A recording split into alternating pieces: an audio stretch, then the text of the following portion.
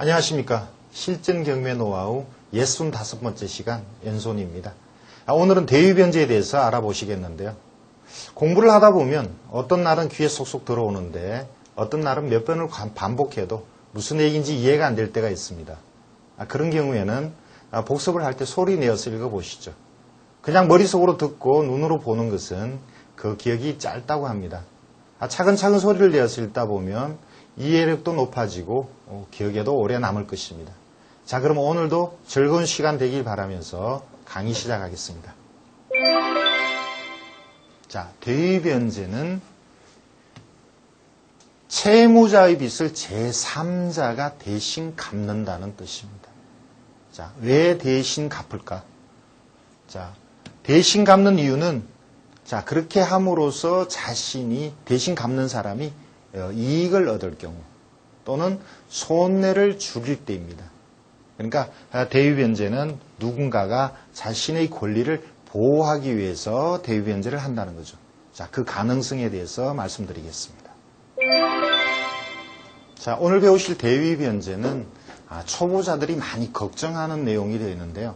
그러나 그렇게 걱정하지 않으셔도 자, 기본적인 것만 이해를 하신다면 그다지 신경 쓰지 않으셔도 되는 내용이 되겠습니다. 자, 일단 대위변제의 뜻이 뭐냐? 자, 채무자가 갚아야 될 빚을 채무자가 갚지 않고 제3자가 갚는 것이 대위변제입니다. 여기서 대위라는 것은 제3자가 한다는 거죠. 대위 등기도 있었죠. 등기를 해야 될 의무자가 있는데 그 사람이 등기하지 않고 자, 어떤 권리가 있는 제3자가 등기할 때를 대위 등기라고 했습니다. 자, 왜 제3자가 다른 사람의 빚을 갚아주느냐? 그것은 자기의 권리를 보호하기 위한 겁니다. 자, 사례로 좀 쉽게 설명을 해보겠습니다. 자, 등기부상에 자, 이런 내용이 있습니다. 93년 5월 1일 날 자, 건저당이 있고 이것이 주택은행. 요즘으로 치면 국민은행이 되겠죠. 자, 910만 원의 건저당이 설정되어 있고요. 그 이후에 97년 4월 달에 임차인이 전입을 했습니다. 그리고 이 날짜를 제때 전입을 하고 확정을 바로 받았으면 괜찮는데 확정을 99년도 6월 1일에 받았습니다. 자, 확정을 받고, 자, 이 임차인 갑의 보증금은 4,500으로 하겠습니다. 자, 제가 가정에서 상황을 만들고 있습니다. 자, 99년도에 3월 1일 날, 감유권자 어리, 자, 이 등기부에 감유를 하고 9천만 원의 금전채권을 요구하고 있습니다. 그리고 이 감유권자가 2000년도 7월 1일 날 결국 강제 경매를 신청했습니다. 자, 감유권자 어리죠. 자, 이러한 빌라가 경매가 나왔는데 자, 이것이 감정가는 7천 정도 된다라고 보겠습니다. 감정가가 7천입니다. 그리고 예상가는 낙찰이 예상되는 금액은 한 4,500으로 보겠습니다. 자, 이러한 빌라가 자, 경매가 나왔습니다. 자, 낙찰이 4,500이 예상될 경우에 자, 여기에 많은 권리자들이 과연 어떻게 배당을 받아갈 건가를 한번 생각해 보죠. 자, 가장 앞에 있는 말소기준 권리는 당연히 주택은행의 건저당이 되겠죠. 자, 그럼 하나씩 적어볼까요? 배당 예상액을 적어보겠습니다. 배당 예상은 1번 건저당이 910만 원을 받습니다. 자, 두 번째가 문제입니다. 여러분들이 아직 배우시지는 않았는데 임차인은 전입한 날짜와 확정받은 날짜, 두 날짜 중에 늦은 날짜에 배당을 받을 권리가 있습니다. 자, 그런데 임차인이 97년 전입하고 99년 게을러서 늦게 확정을 받는 바람에 감유보다 권리가 늦어져 버렸습니다. 자, 이런 경우에 임차인과 가압류는 안분배당을 받습니다. 그래서 두 번째는 임차인 갑과 가압류권자 을이 안분배당을 받습니다. 그 안분배당은 이 금액의 비율입니다. 9,000대 4,500. 결국 2대 1이 되겠죠. 자, 4,500이 낙찰돼서 경매비용은 고려하지 않고 910만 원을 먼저 갖고 갔다면 나머지 금액이 얼마가 되나요? 3,590이 되죠. 자, 이 3,590을 갑과 을이 1대 2의 비율로 가져간다. 그러면 대략 3분의 1이죠. 그러면 임차인이 가져갈 돈이 대략 1,200만 원이 못 될 것 같습니다. 이것이 임차인의 배당입니다. 자, 임차인이 4,500의 임차인이 1,200을 배당받는다면 아주 많은 손해를 보는 거죠. 만약에 임차인이 제때 97년 4월에 전입하고 바로 확정을 받았다면 은행이 받고 그 다음에 임차인이 2순위로 배당을 받겠죠. 결국 3순위의 강제경매 신청자는 해당이 없어서 이것은 경매가 되지 않는 무익녀가 되는 게 됩니다. 그런데 임차인이 늦게 확정받는 바람에 배당이 많이 줄어들었습니다. 자, 임차인이 여기서 어떻게 해야 자기 권리를 보호할까? 많은 고민을 하게 되는데 임차인에 있어서 가장 문제는 확정을 못 받은 거지만 또 하나 앞에 국민은행, 주택은행의 건저당 때문에 대항력이 없습니다. 만약에 확정이라는 것은 지금 어떻게 할 수가 없죠. 소급해서 다시 확정을 받을 수가 없는데 만약에 국민은행, 주택은행의 건저당이 없다면 그렇다면 임차인은 대항력을 주장할 수 있죠. 배당은 여전히 적게 받습니다만 이 경우에 주택은행만 없다면 임차인은 그 전입한 날짜가 외형상 대항력이 있으니까 자, 이 4,500을 못 받는 금액에 대해서는 낙찰자에게 주장할 수 있는 겁니다. 자, 그렇다면 임차인은 주택은행에 910만 원을 대위 변제를 한다는 거죠. 자, 배당을 1,200억 받았을 때는 얼마를 손해인가요? 3,300여만 원의 손해가 있습니다. 그런데 만약에 임차인이 대위 변제를 한다면 어떻게 되는지 볼까요? 자, 대위 변제를 하면 910만 원을 대신 갚아준다는 거죠. 자, 이 경우에 910만 원을 갚으면 그 이후에 배당은 어떻게 될까요? 자, 그대로 4,500에 낙찰된다면 역시 4,500 중에 2대 1의 비율로 배당이 되니까 임차인에게 배당되는 금액은 4,500 중에 3분의 1, 1,500이 배당되죠. 자, 대위 변제하였다고 해서 배당이 아주 늘어나지는 않았습니다. 자, 그런데 나머지 못 받는 3천만 원은 이제 대항력을 주장할 수 있다는 거죠. 자, 그러면 낙찰자가 이 3천만 원을 물어줘야 됩니다. 아까 경우에 임차인이 얼마 손해봤나요? 3,300만 원의 손해를 봤는데 자, 이 경우에는 4,500을 전액을 회수할 수 있으니까 손해본 것은 물어준 910만 원만 손해를 본 겁니다. 자, 이해가 되시나요? 자, 임차인은 3,300 손해보는 것보다는 물어주는 910만 원을 손해보고 나머지 4,500은 배당을 받거나 아니면 대항력을 주장해서 나머지 다 받아내겠다는 겁니다. 그러니까 910만 원 손해보는 쪽을 이쪽으로 선택을 하겠죠. 결국 이러한 경우에 대위 변제를 고려한다는 거죠. 자, 정리를 해보겠습니다.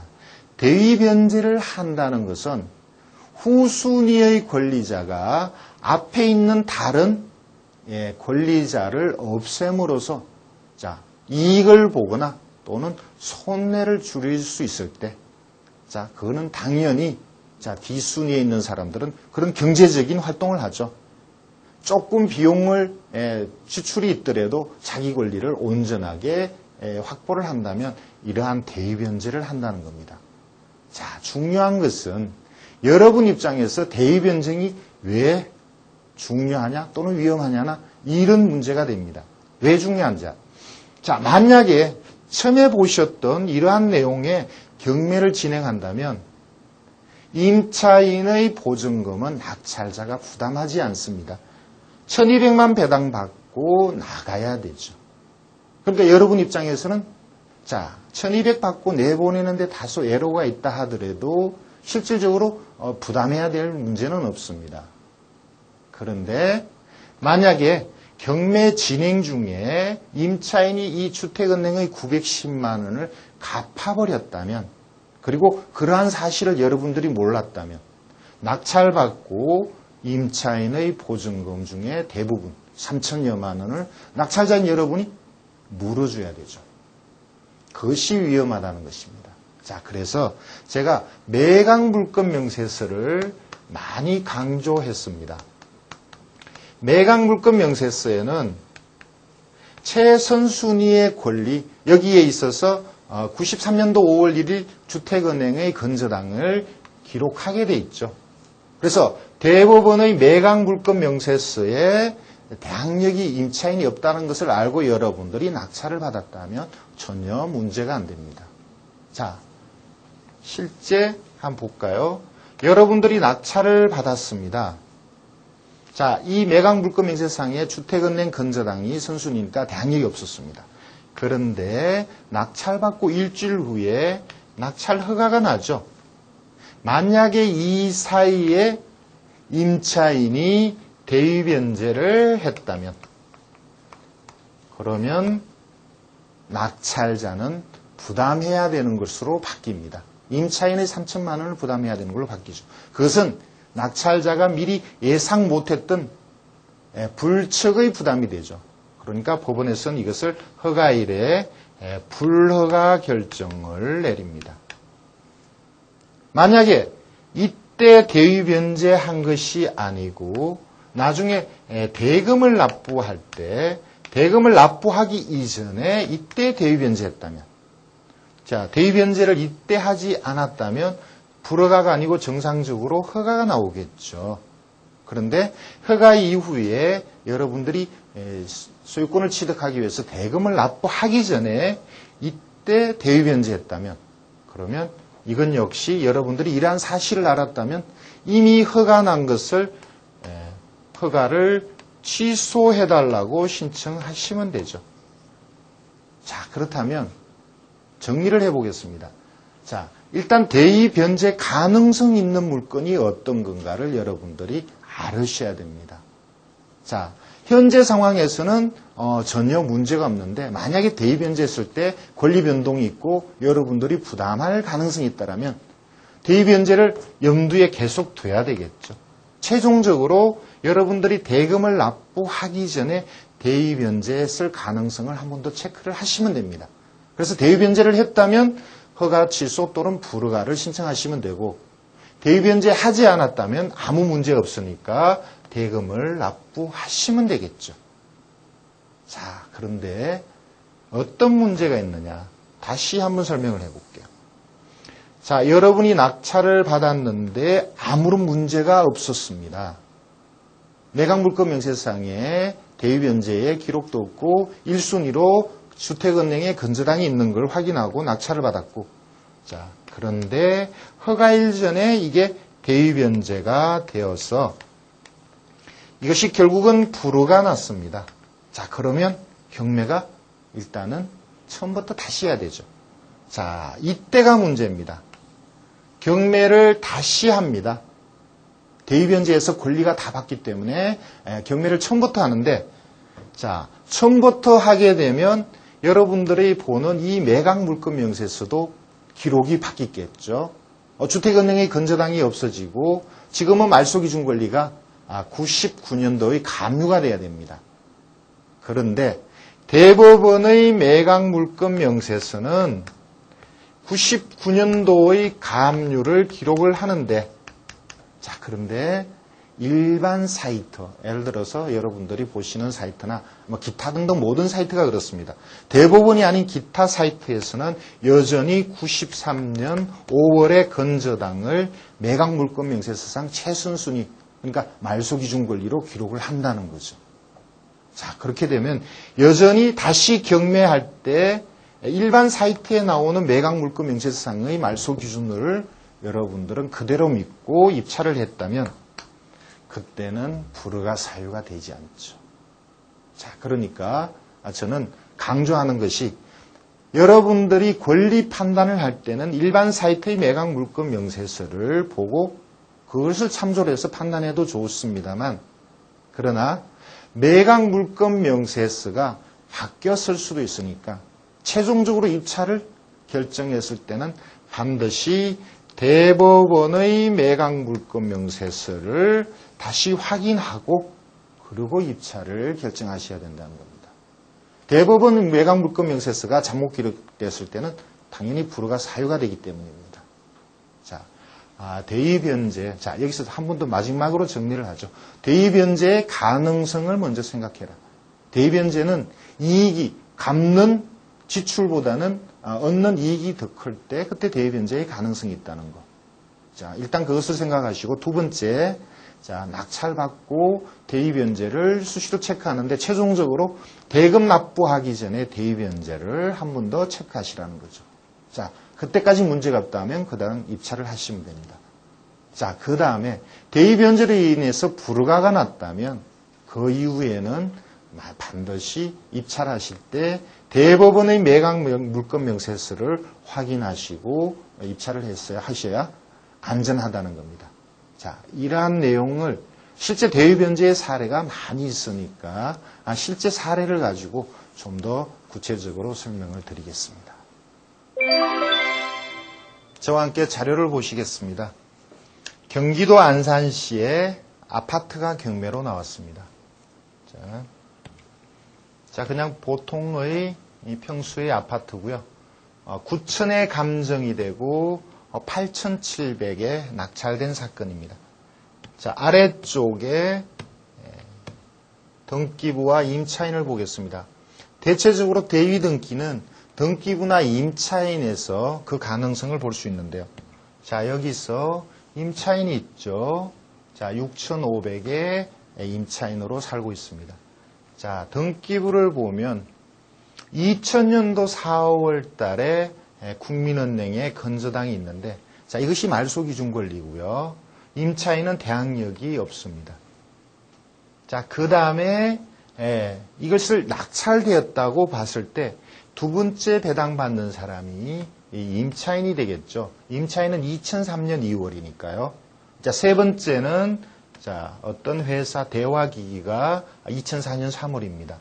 자, 이렇게 돼 있는 상황에서 아까 8천여만 원에 낙찰이 되면 국민은행이 1,600 정도를 배당받아가고 임차인이 6,500. 결국 임차인은 전액 배당을 받습니다.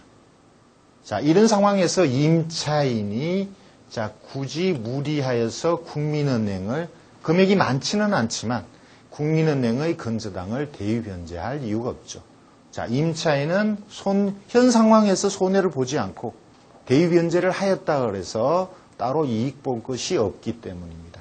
자, 그리고 만약에 임차인이 국민은행의 빚을 갚는다면 경매를 국민은행이 신청했기 때문에 이것은 경매가 취하되겠죠. 낙찰자인 여러분은 대위변제로 인해서 위험한 부분은 전혀 없습니다. 자, 그러니까 이것은 대위변제 가능성이 없는 사건이 되겠습니다. 자, 다음 사건을 볼까요? 자, 김포시의 연립이 경매로 나왔습니다. 자, 보시다시피 자, 대지권이 무척 큰 오래된 연립입니다. 자, 감정가는 6천이고 자, 이것이 2007년 1월 달에 7,700 감정가보다 꽤 높은 금액에 낙찰된 사건이네요. 자, 아래쪽에 임차인과 등기부를 볼까요? 자, 이렇게 임차인과 등기부를 보겠습니다. 자, 임차인이 여러 사람이 있습니다만 자, 한 사람에 대해서만 얘기를 하죠. 이 시가 2001년에 전입했고요. 자, 아주 오래됐습니다. 그런데 확정일이 아주 늦습니다. 2006년에 확정을 받았습니다. 보증금은 2천입니다. 등기부를 보시면 자, 85년도에 건저당이 있습니다. 아주 오래된 건저당이고 그 금액 자체는 비교적 소액입니다. 690만 원. 자, 임차인 입장에서는 앞에 85년 건저당 때문에 대항력이 없습니다. 자, 건저당이 있는 상태에서 임차인은 그 보증금이 확정일이 늦은 때문에 배당이 아주 순서가 늦어지죠. 소액을 일부 배당받을 수 있을 정도밖에 되지 않습니다. 자, 그렇다면 임차인 입장에서는 이 김포군의 얼마 되지 않는 건저당을 갚을 가능성이 있다는 거죠. 자, 만약에 이 건저당이 없어진다면 역시 임차인이 배당은 일부만 받겠지만 못 받는 배당금에 대해서 그때는 대항력을 주장할 수 있기 때문입니다. 왜 그러냐? 건저당이 없어지면 그 다음 말소 기준은 2004년이 되고 임차인은 2004년 이전에 전입했기 때문입니다. 자, 이런 사건은 대위 변제에 대한 것을 낙찰된 이후에 계속 체크를 해야 되죠. 현재까지는 대위 변제를 안 했습니다만 대금 납부까지 대위 변제의 가능성을 체크를 해야 위험을 피할 수 있는 사건입니다. 자, 그러면 다른 사건을 또 말씀드리죠. 자, 부산시에 역시 빌라가 경매로 나왔습니다. 보시죠. 자, 조그만 보통의 빌라고요. 자, 감정가 5,800인데 낙찰은 4천여만 원에 되었습니다. 자, 아래쪽에 자, 권리자에 대한 기록을 볼까요? 자, 임차인이 있습니다. 2004년도에 전입했네요. 자, 확정일은 무척 빠릅니다. 2003년입니다만. 자, 그리고 등기부를 보면 자, 그 임차인이 전세권을 설정하였습니다. 자, 5,500에 전세권이 설정되어 있고 그 전세권자이며 임차인이 임의 경매를 신청한 사건입니다. 자, 이것이 최종적으로 아까 5천여만 원에 낙찰이 되었습니다. 자, 5천여만 원에 낙찰이 되면 전세권자가 경매를 신청하고 배당 요구한 게 되니까 전세권은 무조건 말소죠. 자, 전액 5,500을 다 배당받지 못했다 하더라도 자, 전세권은 말소입니다. 그런데 자, 전세권자가 전입됐으니까 임차인으로서 대항력을 주장할 수도 있는데 여기서는 대항력이 없죠. 왜냐하면 전입사라는 것은 2003년부터 살았지만 전입 자체는 2004년 8월에 했기 때문입니다. 자, 2004년 8월은 자, 부산시의 압류 2004년 8월 12일보다 늦기 때문에 대항력이 없는 겁니다. 자, 전세권자 입장에서는 자, 전세권은 무조건 낙찰로 없어지지만 임차인으로의 대항력은 이 압류 때문에 행사를 못하니까 자, 이 압류 금액이 나와 있지는 않습니다만 이게 많지가 않다면 이것을 대위변제로 지워버리면 대항력을 주장할 수 있다는 거죠. 자, 역시 낙찰자는 이 압류가 사라지는지 안 사라지는지 변제로 없어지는지에 대해서 대금을 납부할 때까지 계속 체크를 해야 되는 내용입니다. 자, 여기도 대위변제의 가능성이 있다라고 나름대로 경고에 대한 글을 올려놨습니다. 다음 사례를 볼까요? 자, 시흥시에 아파트가 경매로 나왔습니다. 자, 조그만 아파트네요. 자, 조그만 아파트입니다. 자, 이것이 8,500 감정되고 의외로 아주 높은 금액에 낙찰이 되었습니다. 자, 높은 금액에 낙찰된 것은 또 나름대로 이유가 있겠죠. 자, 그 아래쪽에 임차인 나머지 권리자들의 기록을 보겠습니다.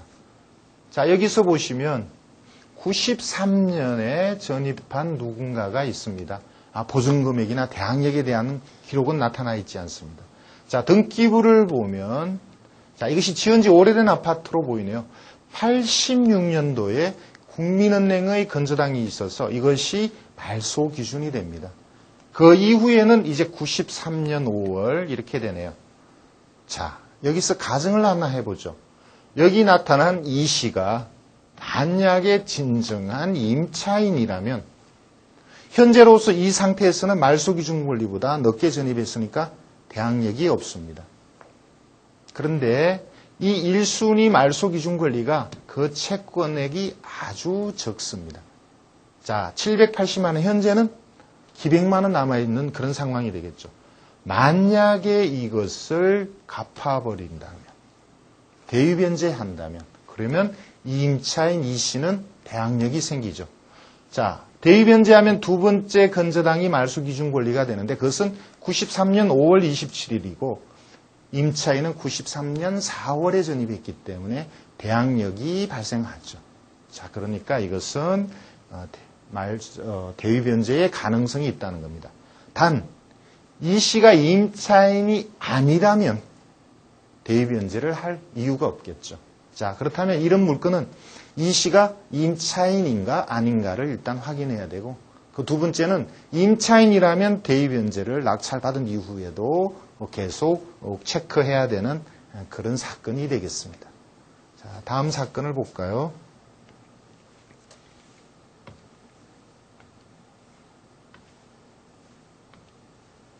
자, 다음은 청주의 아파트가 경매로 나왔습니다. 자, 조그마한 아파트네요.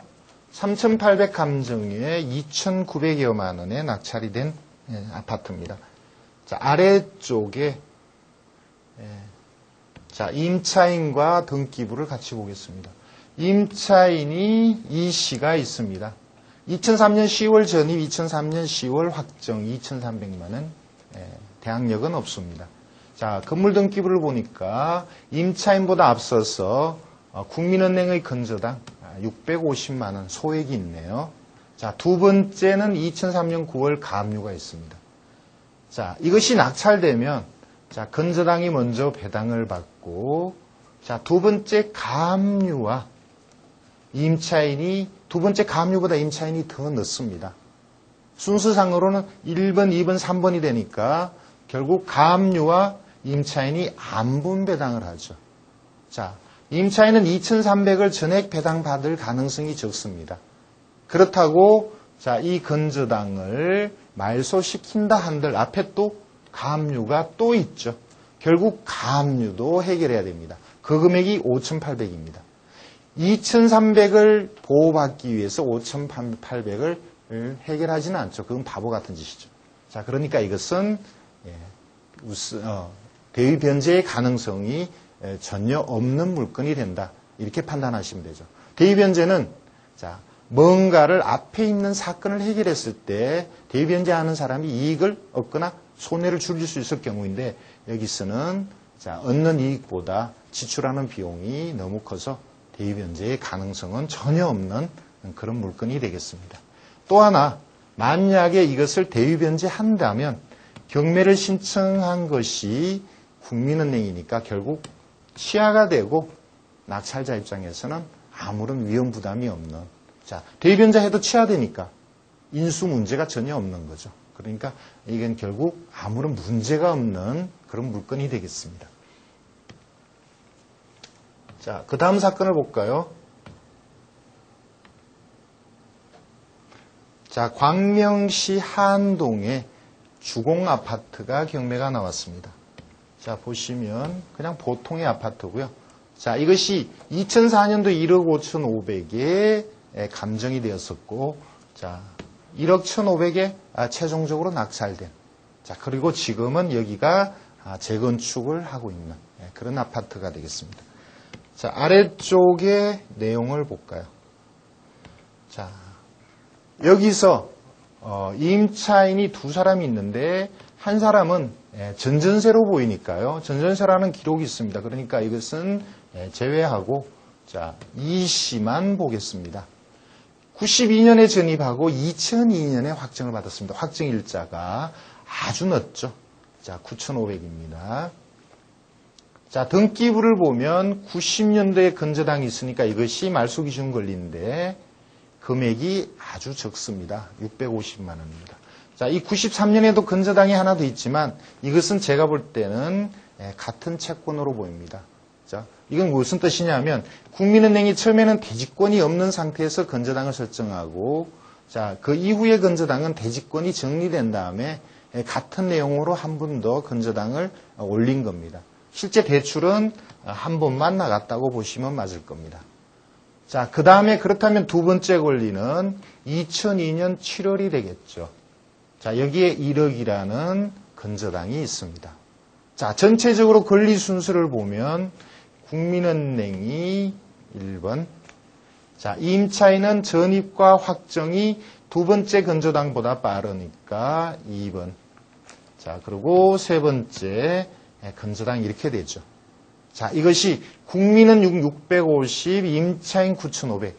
대략 1억 이상에 낙찰된다면 임차인은 전액 배당을 받는다고 보시면 되겠네요.